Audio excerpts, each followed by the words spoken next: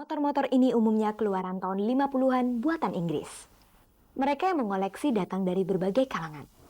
Bambang Prabowo adalah dosen Fakultas Hukum di Universitas Indonesia. Di kediamannya di Kompleks Perumnas Kebun Kacang, Bambang menyimpan belasan motor antiknya. Soeharno adalah komisaris sebuah perusahaan.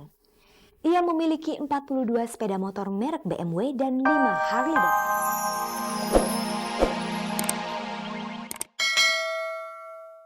Halo pemirsa, jumpa lagi dengan saya Fani Ramasari dalam tayangan paling bergengsi, Cek dan Dicek. Seperti biasa selama 30 menit ke depan dapat Anda simak berbagai kisah mutakhir dan akurat seputar kehidupan selebriti kita, termasuk gaya hidup dan hobi unik mereka. Pemirsa, kehadiran anak-anak di pinggir jalan yang mengamen, membersihkan kendaraan dan mengemis ternyata berhasil mengetuk pintu hati beberapa selebriti kita. Pemain sinetron Alia Rohali, perancang busana Hari Darsono dan Nelwan Anwar tergerak hatinya untuk membantu anak-anak ini setelah melihat nasib mereka yang terlantar.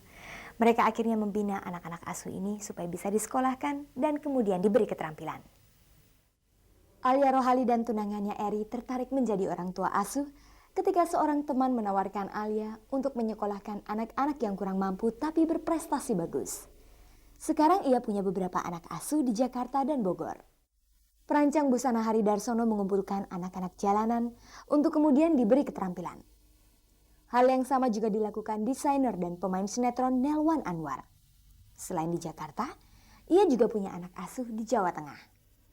Kepada Anastasia Ratri, Dwinanto dan Fahrul Wardi dari Cek dan Dicek, tiga selebriti ini menjelaskan bagaimana mereka mendidik anak asuhnya.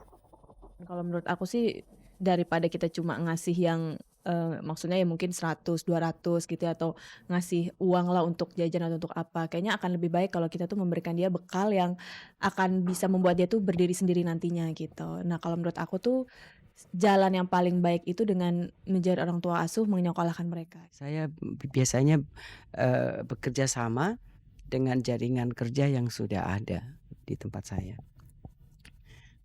Misalkan dengan sebuah kelompok kerja, apa itu mereka yang buka warung, buka bengkel, dan jadi seolah-olah menawarkan, mau uang nggak? Kalau mau uang, ya tolong bantu saya untuk bersihkan warung saya, mencuci piring, bantu saya bongkar ban, bantu saya untuk menanam benih misalkan, untuk menyirami, menyiangi dan sebagainya. Jadi di sini diperlukan satu approach, satu pendekatan yang efektif, yang menyenangkan buat anak-anak ini. Saat ini yang menyenangkan adalah kalau mereka mendapat imbalan uang. Jadi sudah bukan satu alternatif bahwa wah kalau saya disekolahkan saya nanti pandai dan sebagainya, itu jarang sekali. Itu 1 dalam 1000. Kebanyakan anak-anak selalu pada saat ini di tengah jalan, di pinggir jalan. Nomor 1 adalah uang om. Jadi approach kita yang efektif adalah kita menawarkan mau uang. Kalau anak jalanan ya memang terutama saya yang saya didik itu kebanyakan di luar Jakarta yang sudah jalan, yaitu di Troso di Jawa Tengah. Itu banyak sekali anak-anak yang tidak dapat melanjutkan pekerjaan, tidak bisa melanjutkan sekolah. Itu saya kebetulan di sana ada tenun, jadi ya saya arahkan gimana supaya mereka juga bisa menenun dan bisa berkarya. Bagaimana cara mereka menyesuaikan diri dengan anak asuhnya? Sebenarnya sih mereka beradaptasi dengan saya ya gampang aja kok gitu loh. Maksudnya kalau tiap lebaran gitu kan mereka pasti silaturahmi ke sini gitu. Terus kita ajak mereka jalan-jalan gitu. Makan ya, kadang-kadang mereka perlu apa, mau apa ya kita beliin lah gitu karena lebaran gitu. Jadi hubungannya sih ya nyantai-nyantai aja gitu. Anak-anak ini sebetulnya kalau sudah berada di tempat kita, itu sudah satu hal yang sudah tampak secara fisik adalah mereka itu sudah ketakutan. Mereka diam, mukanya sudah nggak bersahabat, mau kencing aja nggak mau ngomong nggak bisa, disuruh jawab nggak bisa, disuruh ketawa nggak bisa. Jadi kita harus yang menyesuaikan diri. Mereka lah sebetulnya yang menjadi tolok ukur kita. Mereka itu membutuhkan apa. Anak-anak jalanan sudah terbiasa dengan kehidupan yang keras. Ketika punya orang tua asuh, mereka menemukan suasana baru. Apa saja kendala yang dihadapi para orang tua asuh ini? Biasanya kendalanya itu sulit sekali mereka untuk kalau sudah diatur waktu mandi dengan baju yang udah disiapkan. Mereka lebih senang terbiasa dengan baju yang kotor, yang kumal daripada disiapkan baju yang bersih. Nah, di sini secara mentality kita juga harus kesiapan mental kita supaya tidak cepat mengatakan bahwa itu suatu hambatan. Anak-anak ini selalu menolak keteraturan. Jadi mirip kita katakan dengan orang-orang yang liar, anak-anak liar. Mungkin karena mereka sudah kehilangan apa yang sebetulnya menjadi milik mereka. Misalkan sekolah itu kan melatih kita untuk keteraturan ya. Bangun pagi, terus cepat mandi, sikat gigi dan seterusnya, membuat pekerjaan rumah. Ini sudah tidak ada. Jadi kendala yang terbesar adalah mereka selalu menolak.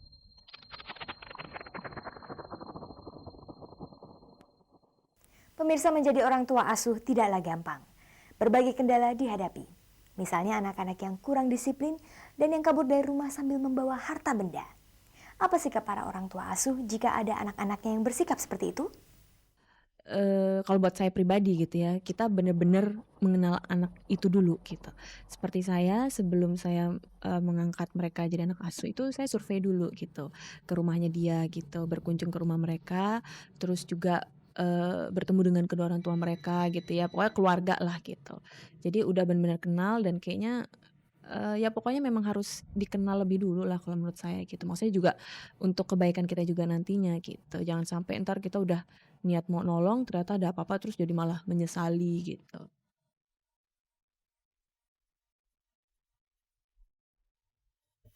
Pemirsa, siapa bilang hanya motor besar seperti Harley Davidson saja yang banyak digemari? Di Indonesia ada juga kolektor motor-motor antik yang usianya sudah puluhan tahun.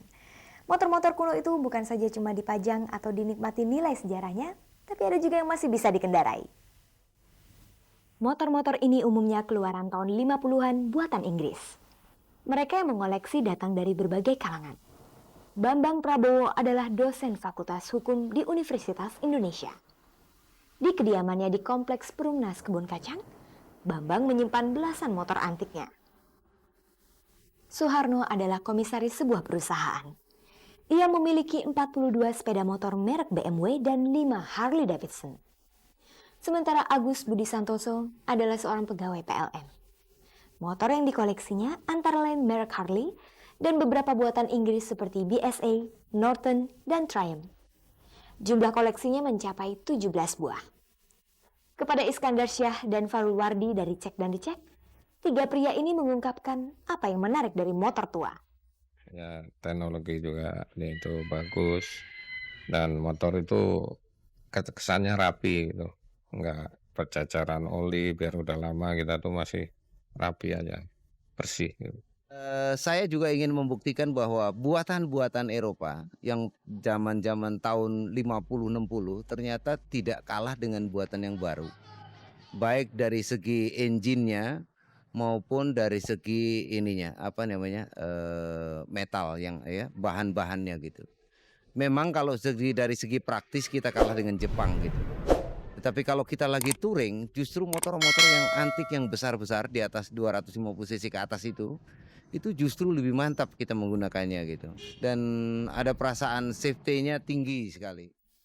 Bagi para kolektor, situasi saat ini bisa menghambat hobi mereka. Untuk perawatan misalnya, komponen pendukung sulit didapat dan harganya pun melonjak naik. Bagaimana mereka menyiasati mahalnya biaya perawatan motor-motor antik kesayangan mereka? Saya sebagai pegawai negeri gitu, kalau dipikir ya nggak kuat gitu. Tapi untunglah masih laku, jadi saya ngajar di 7 perguruan tinggi gitu untuk S1 dan S2. Dan dari uang-uang perjalanan, uang honor itu saya kumpulkan sedikit demi sedikit gitu. Nah, kemudian mengenai spare part, terus terang aja spare part ini susah sekali ya, terutama buatan Inggris atau buatan Jerman itu susah. Kadang-kadang mencapai sampai ratusan ribu gitu. Bahkan ada yang harganya jutaan. Dan terus terang itu ya kalau belum ada duit ya mesti nahan diri dulu gitu. Tapi ya terus terang aja saya mengada-adakan uang untuk itu. Betul-betul memang saat ini ya sekarang motor umum aja sudah termasuk mahal apalagi Harley ya. Ya sekarang kita juga berhubungan ya dari klub terutama. Jadi kita bisa saling tukar informasi.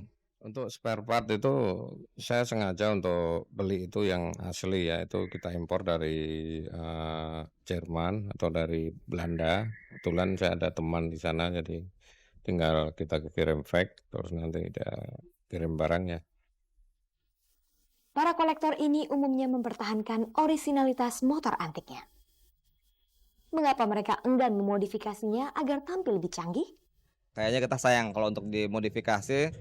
Mungkin kalau untuk modifikasi secara tukar kita mungkin bisa mengembalikan seperti semula, tapi kalau untuk modifikasi dia punya dikorbankan itu sayang sekali. Karena untuk klasik itu nilainya lebih tinggi ya.